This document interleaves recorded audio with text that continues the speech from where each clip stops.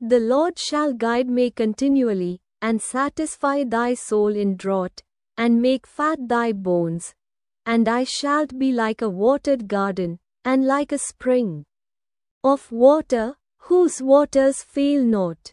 And they that shall be of thee shall build the old waste places. You shall raise up the foundations of many generations, and thou shalt be called, the repairer of the breach, the restorer of paths to dwell in. యెహోవా నిన్ను నిత్యము నడిపించును క్షామకాలమున. ఆయన నిన్ను తృప్తిపరచి నీ ఎముకలను బలపరచును. నీవు నీరు కట్టిన తోటవలెను ఎప్పుడును ఉబుకుచుండు నీటి ఊటవలెను ఉండెదవు.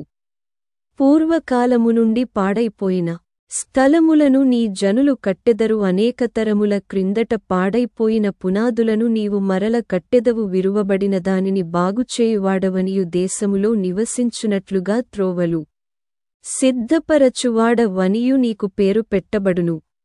యెషయా 58:11. యెహోవా నిన్ను నిత్యము నడిపించును క్షామకాలమున. ఆయన నిన్ను తృప్తిపరచి నీ ఎముకలను బలపరచును. నీవు నీరు కట్టిన తోటవలెను ఎప్పుడును ఉబుకుచుండు నీటి ఊటవలెను ఉండెదవు.